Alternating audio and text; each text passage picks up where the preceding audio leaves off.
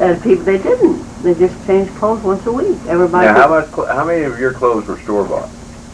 Oh, not very many of them. My mama had to make Mama them. made everything. Oh, yeah, she made everything. Lord mercy. As I say, you folks don't, well, I say the Amish people, of course, they have it better than we have it. But the Amish people, and that's what I was telling Dick about their religion, they are closer to the way I think God intended people to live. Because they farm, you know, with horses. Everything is turned back into the soil. They don't have to use these insecticides and stuff that we do. And if you've seen, well, they've shown it now a little bit on TV. They're sellers of canned goods, those women. And the women work right out in the fields and in the gardens, just like we had to do. And and then on Sunday, they don't have a church, you know. They go to somebody's house. Each week, somebody's house is designated. And that's where they congregate for their church service. Then they'll have a big dinner. And then they visit among each other because they don't have time to visit during the week. They visit during the Sundays. And then Sunday night, they have another service. And then everybody goes home. And that is their What do you guys do, like, when you get a big snow? 2 foot? Well, you shovel through it. But there's no school. Oh, well, I went to school out there in Emmett. The school was 3 or 4 miles from our place. And the school teacher lived on up the road from us. And I saw winters up there when it snowed as high as a fence row. And it would freeze. And you could actually drive over that. You wouldn't know you were driving over a You fence. told me about heading right straight cross country. Yeah. Right over the fences Over and the everything. fences, the whole work. And of course, you guys got a treat every day. You know, popsicle or candy bar. Yeah, we go out and break an icicle off the house. That was our treat. You make snow ice cream. Oh, sure. That was the only ice cream we had in the winter What's the time. formula for snow ice cream? Well, the snow then, of course, was clean. What are you saying about our snow? Well, yeah, about our snow nowadays. But the snow then was clean, so Mama would set a bowl out the night before, or a pan, and set it in the snow so it'd be ice cold, just like the snow. Then you bring in this snow and put a little bit of vanilla in it, and stir it all up. Then was your vanilla ice cream. And if you were lucky enough to have some preserves of some kind, like strawberries or peach preserves, you could put a little bit of that on top of it. That was our ice cream. Yeah. Did you know one time the Frugal Gourmet made some snow ice cream? Mm-hmm. Yeah. He made some one time. So that's what you got for a treat? Those were our treats. Other than that, it was just an apple. The one time I ever got an orange was when I had to have a dose of castor oil because I had gallbladder trouble. Otherwise, it was at Christmas time. So you didn't get a treat today? Oh, I know. At Christmas time, we'd get an orange and an apple in our sock, you know, along with a little handful of nuts and a little bit of candy. And when Papa was working in the coal mines at Marceline, there was what they had, the company store. You hear about it on Tennessee Earnings Ernie Song. Ford, 16 tons. Well, the company store, you owed everything to that because it was a combination. It was dry goods, hardware, drugs, grocery store, and a butcher shop. It was all together. We mean a drug store, not drugs. Well, it's not drugs like you know them today. It was then like cough medicine. Of course, nearly everybody made their own kind of cough medicine. What? Oh, different stuff that they used. And for croup, they used to take a part of a teaspoon of sugar and put 2 or 3 drops of coal oil on it. That's what they would give the children when they had croup. And they would take goose grease and add mustard to it for a mustard plaster, or turpentine, anything they could get, coal oil, anything that would cause a fumes. I'm trying to picture myself putting any of this stuff on Truth or Jared. They'd die. But when Papa would go into the miners to the company store on payday to pay his bill, they always give the kids a little sack of candy. And you remember when Zymas had the store out there on 4th and Lafayette? Charles and Lucille. And then it went to Brown's, you know. No, Brown's was there. Well, they did the same thing. So all of us that had a charge account with them, they would give us a little sack of candy. He ain't But- bothered nothing. That was the only time us kids had candy. And that had to last us from one payday to the next payday. So we'd take our little sacks of candy home and sort it out in one piece a day, you know, and we'd hide it. And boy, there would be heck race now if somebody happened to find our little piece of candy someplace. That was when Papa was tending bar at Hill's Saloon. And I told you about the swinging doors. Well, old man Hill, he was the sweetest little guy. White-haired, a little old white beard and mustache. And of course, we couldn't go in there.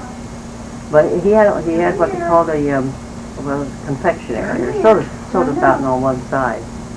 And it was right up next to the door. So us kids would wait till it was real busy, and we'd crawl in under those swinging doors, crawl in behind this the ice cream part there, and he'd slip us out an ice cream cone or something.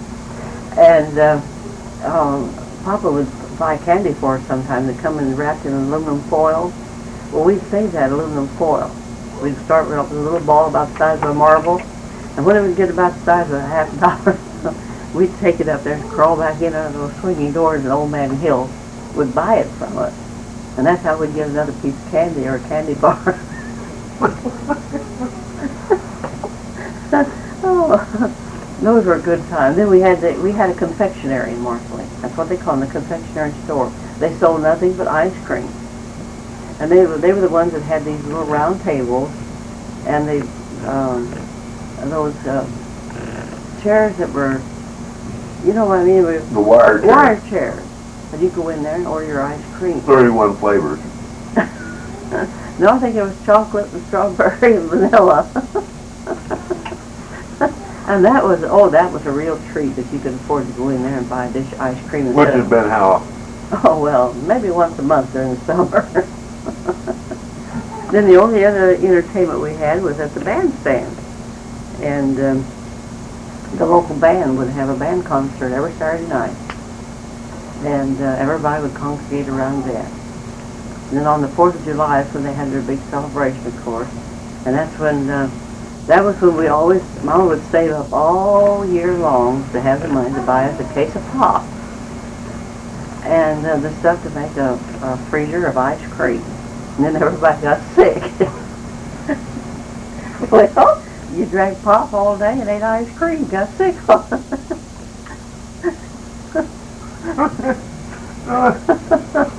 I love it. I'm just trying to spread out how terribly rough we have it now. Oh, you sure do. How God. far do you have to drive to the nearest Baskin Robbins? 7 blocks. About 7 blocks. Now, those peanuts remind Mama would grow peanuts. And if she had a good crop, so we had our own peanuts. Oh boy, that was heaven. What you saw? No, we roasted them and had them for ourselves to eat. And black walnuts. Everybody had their own black walnuts. And Missouri was noted for its hickory nuts and the hazelnut, what we call filberts now. But we would go out in the fall after frost. They grew on bushes, and we'd go gather up our own hazelnuts, take them home, and dry them. You know, just like you do walnuts. And Would you lay them out and let them dry? yeah, just like. Then shell them? Yeah. That's how we had our own nuts. Those hickory nuts, the worst darn things, they were inside, they were a delicious nut, they still are, but inside they were real small. You had to dig all that darn stuff out. The black walnuts, of course, were always plentiful. They were just about our favorite nut. And my dad, you know that shoe stand that's over home, down in the basement? Well, that's what he would sit and crack the nuts on, and with that little hammer of his. And he had a certain way that he could hold a black walnut. He'd crack it right down through the center, and it would split open, and he'd turn it and crack it again, and you could get out that whole great big kernel. Nobody else could do that. I've tried to do it ever since I was a kid. and I might do it once in a great while, but I won't do two in a row. I've tried that. I usually wind up mashing them. But everybody had that good black walnut for candy. Mama did when they had could afford it, she'll make fudge, black walnut fudge, and then a black walnut cake. Oh mercy! And she had her own frosting recipe that she used. I never got it. She just made it. I just think about when I was on Lafayette, probably 5th or 6th grade. You and Daddy had that charge account of Brown's Grocery up there at 4th and Lafayette. Yeah. Mm-hmm. I kept going in there in the morning. I'd get a bottle of orange pop and something else.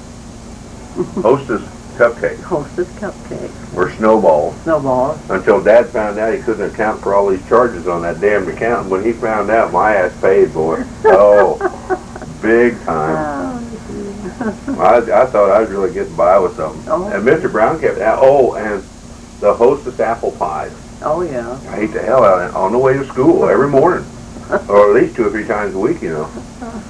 And he used to ask me, does your dad know you're getting this? Oh yeah. He knows. Until Pop found out, and then all hell got loose. Oh boy, they were hard times. But of course, that was when the Depression set in. That was the hardest time of all. That's when people really suffered, because you just didn't know where your next nickel or dime. Well, comparison was a year ago. You know how little our garden is. Yeah. I mentioned to Jared and Trish about taking the tater fork and turning that over by hand. Oh sure. Why, you thought I'd hit him with a hammer. Are you serious? We got a rototiller. You don't do that. Yet, our garden over home was what, almost that whole backyard over there on the sure. north side of the sidewalk. We used to do that by hand. Oh sure. That's all spaded up with spade fork. I'd like to see that. It'd kill both of us. When Mama had a big place where she could have a man come in with a plow and plow the garden space for her, you know, that was living, I'll tell you. Who was that did across the street for Disney that had the team? A Peebler. I can't remember his first name. There was somebody else. No, well, I don't know who else. The old man that lived down the street on Swigert. Patterson? You mean? No, I don't know any other old man. no, I'm thinking of 2 different people now. Who was the old man that lived down in the dip of Swigert? Oh, Junkie place. Yeah, Frisbee. There you go. The mechanic. Yeah, Man Frisbee, yeah. I couldn't remember his name. I loved that old Didn't man. you remember the old colored guy that had the team of horses?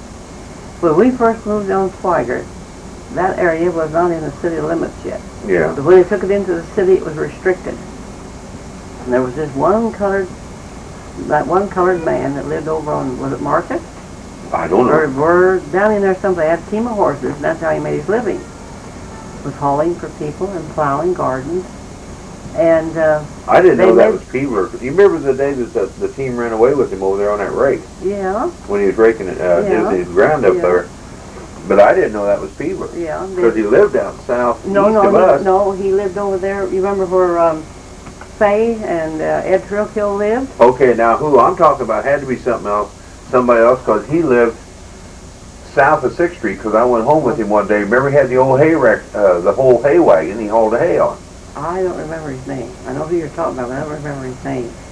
But this old colored guy, he balked at having to move out of there when they took that area into the city. So the city put a restriction in that he could live there till he died, but his property couldn't be sold to another black family. Why? Because it was restricted against the blacks. Okay, because when I grew up, there was no black south or north of 10th Street, was it? No way. They were all south of 10th Street. Yeah, in terms of the city limits, it was all restricted to the white people. Because I don't remember any down in that area when I grew up. No. They were all south of 10th Street and went to Parkdale School. That's right. We went to Lafayette School. Parkdale was black school. And we went to Lafayette, then we merged at East Topeka. And then went on to Topeka High. Yeah. Both went there. And you see, at one time there, the Highland Park High School was all restricted to white. There was no blacks went there. I didn't know that. Yeah, they had to go across town to Topeka High. Did you know in Catrins? No. But Benny Catcher and his dad did a lot of plowing down in that area. No, I don't know. They lived out. But Peever, Mr. Peever lived over there where Ed and Ed bought that place from the Peever family. Now this ain't Pootie Peever's dad. Yeah, that would be her dad. Really? Lived in the little, well, it was a trailer down there behind Stufflebee's.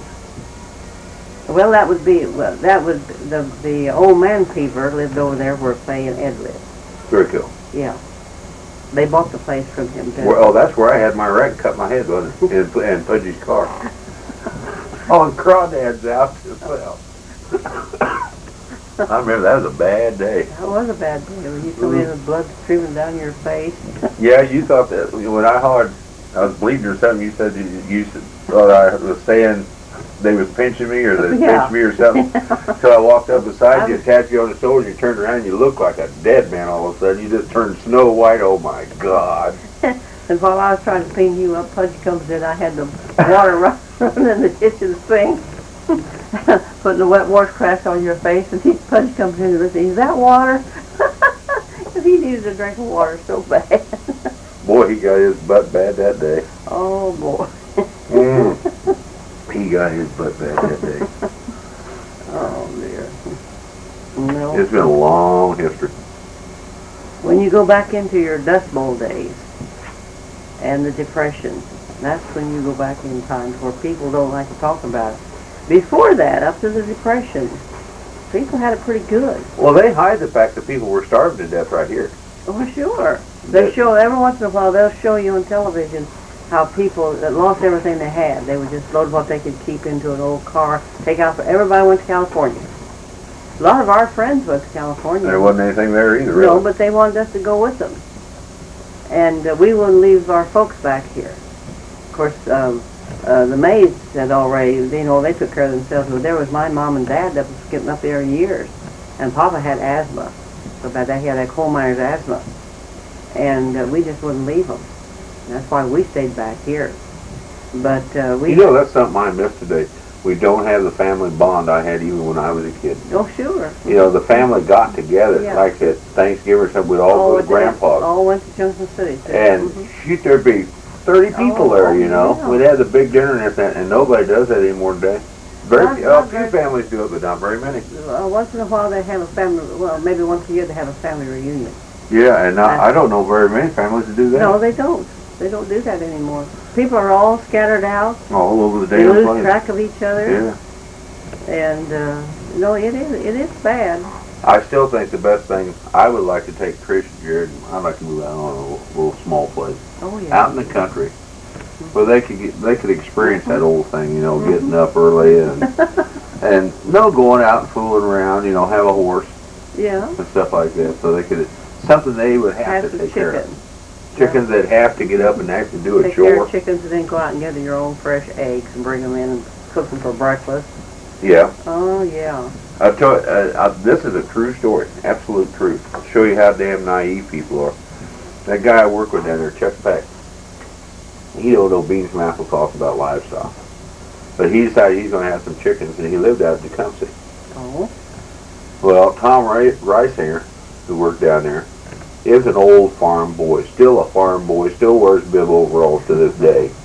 Simplest old man, nice old guy. He decided he's going to go out and see Chuck and his chickens. So he went out, these are the scrawniest looking chickens you ever saw in your life.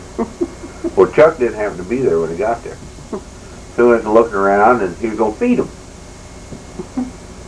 And all he could find was a bucket of oyster shell that, you know, you give chickens to make their eggshells harder. They're killer gizzards. Yeah. Mainly they break that calcium down, and that's what forms a hard shell. You know. So here comes Chuck home. So I asked Chuck, he said, boy, them chickens look bad. Where's your feed? Right there in that bucket. And he said, what are you talking about? I said, well, that's what I feed them. All he was feeding them damn chickens was oyster shell. And he thought that was the feed. And he had been feeding them chickens that for a month. It's a wonder there was any of them alive. They should have been starved to death by then. But he was letting them out, and they were managing to pick up worms and this and that Well, to yeah. eat too. They'll pick up bugs. But he wasn't feeding them any kind of grain at all, and he couldn't understand why their eggs were coming out bad. Jesus.